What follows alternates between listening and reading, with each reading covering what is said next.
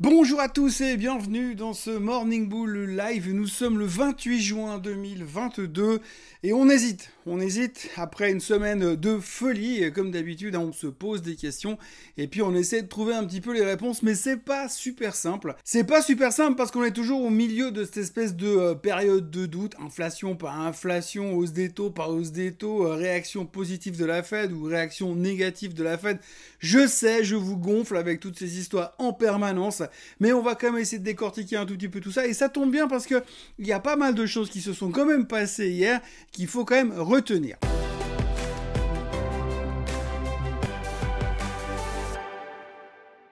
On commence tout de suite avec le pétrole. Le pétrole est reparti en direction des 110, 111 $. La raison principale de la hausse du baril hier, c'est que monsieur Goldman Sachs, enfin ces messieurs de chez Goldman Sachs ont donc annoncé hier, ils ont réitéré leur objectif pour cet été d'un pétrole à 140 $ le baril. Alors c'est pas la première fois qu'ils le font, ils ont déjà annoncé ça il y a quelques semaines en arrière, mais maintenant que ça avait baissé, ça faisait mauvais genre, donc du coup ils sont revenus dessus pour réitérer leur target 140 $.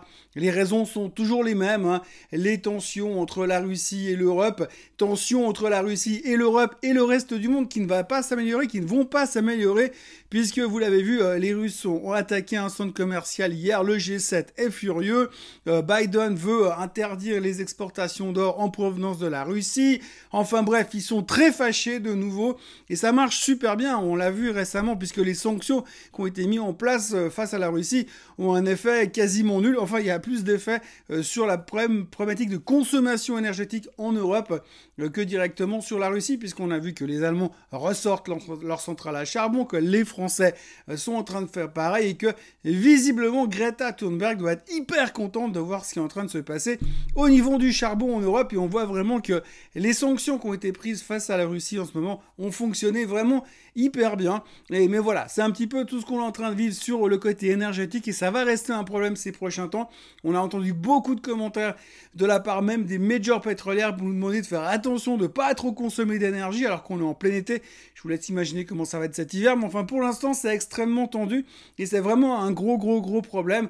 On avait eu un petit soulagement sur le baril ces derniers jours, ça repart à la hausse et ça reste vraiment un gros problème, puisqu'effectivement si le baril remonte, ça va être inflationniste. Si on va vraiment à 140 mi-juillet, ça va clairement être inflationniste, et en même temps, si on est en dessous des 100 $ au même moment au mois de juillet, c'est que la destruction de la demande sera réelle et que concrètement, on pourra dire que c'est aussi une preuve d'entrée en récession. Donc c'est pas forcément une bonne nouvelle non plus. Donc on est un petit peu au milieu de tout ça. C'est un peu l'image du marché en ce moment. On est remonté de 7% et demi sur le Nasdaq en une semaine. Et qu'est-ce qu'on fait maintenant? Où est-ce qu'on va? Eh bien, probablement qu'on va devoir attendre les chiffres du PCE qui sortiront jeudi. Les chiffres du PCE qui sont la consommation des ménages directement, qui est un chiffre qu'on regarde moins, nous, en tant qu'investisseurs au niveau de l'inflation, mais que la Fed, en revanche, regarde beaucoup. Et ce chiffre aura vraiment de l'importance pour la décision et la suite des événements par rapport à la hausse des taux, puisqu'en ce moment, on est en train de nager entre est-ce que vraiment la Fed va encore monter une deuxième fois les taux de 0,75% à la fin du mois de juillet, ce que certains experts commencent à douter, puisque finalement on sait quand même que cette hausse de 3/4 de point a été énorme et exceptionnelle, puisqu'on l'avait déjà une seule fois dans le passé, et la refaire 2 fois de suite serait quand même assez spectaculaire. Donc on commence un petit peu à peser le pour et le contre, mais c'est vrai que cet état de fait par rapport au baril et ce lien direct avec l'inflation reste un problème assez important. Au-delà de la problématique du baril, eh bien, on parle bien évidemment du marché en général. Donc, petite journée de baisse hier, rien de bien marquant. C'était un peu comme souvent le lundi, on est relativement calme et on se dit, que va-t-il se passer aujourd'hui? Eh bien, aujourd'hui, on a quelques chiffres qui vont sortir. On a eu les chiffres de Nike hier soir. Première société à publier ses chiffres trimestriels, donc pour le second trimestre 2022. C'est un niveau important, c'est important de voir ce qui va se passer. J'en parlais déjà hier. On va rentrer dans une saison des résultats qui va être très compliquée à interpréter. Très compliqué à interpréter parce que finalement, bien nous, ce qu'on veut voir, c'est, on sait effectivement que le marché est très tendu par rapport à cette hausse des taux, mais on veut aussi voir si les sociétés au milieu de cette espèce de situation très compliquée avec une inflation très élevée et des taux qui montent, est-ce que les sociétés s'en sortent? Est-ce que les chiffres sont encore relativement bons? Est-ce que, vu que nos attentes sont quand même de plus en plus basses, puisqu'ils ont quand même prévenu depuis 3 mois que ça allait être très très compliqué.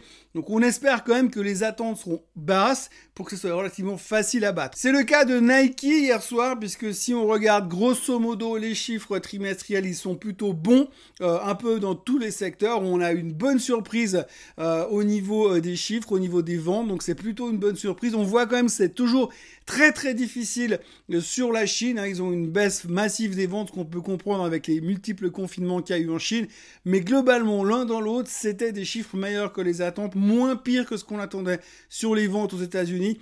Décevant, une baisse de 20% sur les ventes en Chine, mais voilà, donc globalement c'était plutôt pas mal. On doit être assez content de ce qu'ils ont publié, parce que vu ce que le titre s'est pris dans la tête ces derniers temps, eh bien on pouvait s'attendre quand même à quelque chose de relativement bien. Sur la publication des chiffres after close hier soir, le titre est d'abord monté de 1,5%, et puis là à l'heure où je vous parle on est déjà en baisse de 2%, donc on voit quand même que même si les chiffres sont moins mauvais que prévu, même carrément en dessus des attentes, eh ben il n'y a pas encore cet engouement derrière. Néanmoins, quand on regarde un petit peu où se trouve Nike d'un point de vue graphique, on se dit quand même que quelque part on devrait arriver un petit peu à revenir se positionner sur ce type de valeur, parce que c'est pas la fin du monde non plus. Alors on sait effectivement qu'on n'a peut-être pas encore complètement pricé une récession, mais il y a encore de l'espoir, et peut-être que même si les récessions venaient à se presser avec des résultats comme Nike vient d'annoncer, il y a des choses qui sont plutôt intéressantes. Il y a un point que je voulais aussi montrer, j'ai regardé un petit peu ce matin différents graphiques. Regardez par exemple Microsoft. Quand vous regardez le graphique de Microsoft, gentiment, on est en train de se repositionner dans la zone de la moyenne mobile des 50 jours. Alors ça veut pas dire que c'est un bull market, ça veut pas dire qu'on est en train de dessiner une golden cross sur la plupart des charts, mais on voit quand même que finalement on est en train d'arriver dans une zone où on peut pas non plus aller beaucoup plus bas, sauf catastrophe, hein. On est bien d'accord. Pour l'instant, par rapport à ce qu'on sait, et évidemment que si la Fed remonte là les taux encore fin juillet, et qu'entre deux, il nous annonce que l'inflation est complètement hors de contrôle, à ce moment-là, oui, on peut avoir une nouvelle vague de vente. C'est d'ailleurs une situation que pas mal de stratégistes anticipent, une nouvelle vague de vente après la fin de ce rebond à court terme, entre guillemets. Mais néanmoins, ce qu'on constate sur certaines boîtes, alors là je prends l'exemple de Microsoft, mais il y en a d'autres qui sont dans cette situation. Regardez par exemple SAP en Allemagne, eh bien c'est pareil, on a l'impression qu'on est en train de revenir dans la zone de la moyenne mobile des 50 jours. Si on arrive à passer en dessus, ce sera un premier step. Et on voit quand même que c'est en train un petit peu de s'arrondir vers le bas. Donc on peut espérer qu'à un moment donné, on est en train de faire un bottom sur la techno. On entend aussi beaucoup aux États-Unis que les investisseurs techno sont en train de se repositionner sur le software, qui devront en bénéficier dans un premier temps avant le secteur des semi-conducteurs. Donc un gros intérêt qui revient un petit peu sur le soft. Donc Microsoft aux États-Unis, SAP en Allemagne. On a vu les très bons résultats récemment de Oracle, donc il y a quand même un petit peu d'espoir de ce côté-là. À surveiller quand même et à garder un œil dans un coin, parce que le jour où ça repart, ceux-ci-là, ils vont pas remonter à coup de 0,2%, ça va aller très très vite et très très fort. Après le pétrole, après la récession, après les menaces de Goldman Sachs sur le pétrole, on va parler rapidement de la crypto-monnaie. Bien sûr, on a vu que Three Arrows Capital a fait défaut, donc on en parlait hier, ce fameux hedge fund qui est un des plus gros hedge funds dans la crypto, fait défaut sur un prêt de 670 millions de dollars. Ça devrait logiquement mettre de la pression sur le Bitcoin, mais visiblement ça tient encore relativement bien, puisque le Bitcoin pour l'instant est établi toujours au-dessus des 20 000 dollars. Donc ça montre quand même un relatif soutien. On a l'impression qu'il y a quand même pas mal de choses qui sont pricées. Je rappelle toujours que si on regarde ce graphique et si on part du principe que on a fait un head and shoulder à la hausse il y a quelques temps quand on est allé faire les tops à plus de 60 000, alors je dis bien ça fait beaucoup de si, beaucoup de conditionnels, mais si c'est un head and shoulder, techniquement, on peut encore aller chercher les 14 000, les 13 000 dans un accès de faiblesse sur le Bitcoin. Mais pour l'instant, avec cette mauvaise nouvelle, cette nouvelle mauvaise nouvelle, eh bien, on est assez content parce que ça tient relativement bien du côté du Bitcoin pour l'instant. Donc là aussi, il faut garder un œil dessus. Donc le fonds Three Arrows Capital a fait défaut. C'est pas une bonne nouvelle. C'est encore une mauvaise nouvelle de plus dans le marché. On notera aussi au passage que Goldman Sachs a downgradé Coinbase sur sell, donc de neutre à sell. Donc là aussi, en plus du pétrole, il nous faut une couche supplémentaire sur les cryptos. Donc ça met la pression sur Coinbase. La raison, c'est le milieu, le fait que Binance est en train de baisser les tarifs et que la concurrence devient de plus en plus rude.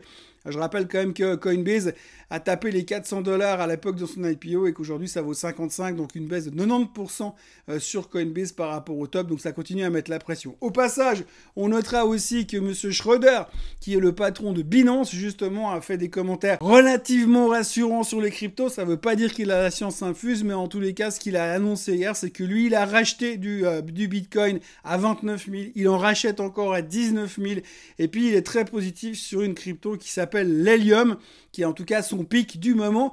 Donc voilà, il y a un petit peu à boire et à manger dans le secteur des cryptos. On notera encore aussi que la boîte FTX, il y avait des rumeurs hier soir comme quoi FTX, qui est aussi un crypto exchange, était sur le point de racheter Robinhood. Hier soir, Robinhood a explosé sur cette rumeur et puis ça a été démenti cette nuit, ce matin. Absolument pas question que pour l'instant FTX rachète Robinhood.